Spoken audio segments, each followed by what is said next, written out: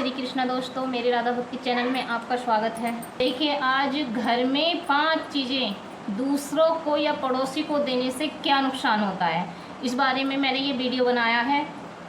बने रहिए मेरे चैनल में मेरे साथ लास्ट तक। शुरू करते हैं कि हमें ऐसी कौन सी 5 चीज़ें हैं जो हमें दूसरों को नहीं देनी चाहिए।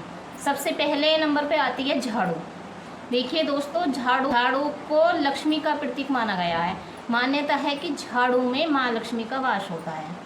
तो हमें अपने घर की झाड़ू हमेशा छुपा कर ही रखनी चाहिए, क्योंकि किसी बाहर वाले की नज़र हमारे घर की झाड़ू पर ना पड़े, और ना ही हम किसी बाहर वाले को अपने घर की झाड़ू नहीं दे सकते हैं। दूसरी चीज़ क्या है?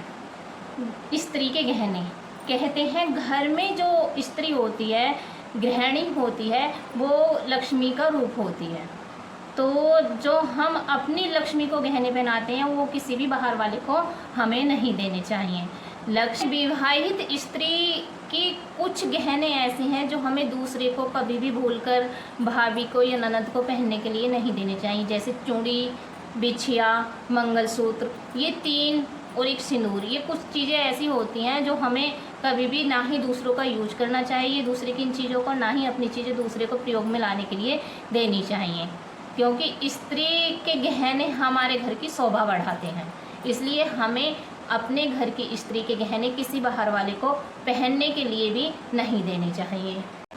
और हाँ, एक खास बात, विवाहित स्त्रियों को कभी भी अपना गला नंगा नहीं रखना चाहिए। गला खाली ना रखें, चाहे गले में आप सस्ती से सस्ती मोती की माला डाल करके रखें, लेकिन गला कभी भी विवाहित स्त्री को खाली नहीं रखना चाहिए। देखिएगा, अगली चीज़ क्या है दोस्तों, हमें अपने रसोई घर में से किसी को भी चकला, बेलन, तवा नहीं देनी चाहिए। पड़ोसन हैं कि मेरे घर में चकला नहीं है, बहन अपना चकला दे दो, ऐसा नहीं करना चाहिए।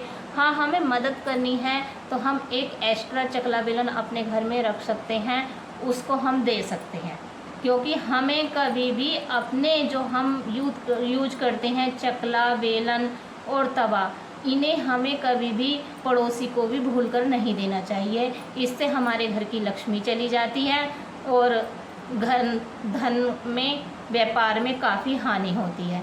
इसलिए हमें अपने घर की रसोई की कुछ चीज़ें ऐसी हैं जो हमें दूसरों को नहीं देनी चाहिए। देखिएगा, अगली चीज़ क्या है जो हमें कभी भी भूलकर नहीं देनी चाहिए, वो है रसोई घर का राशन।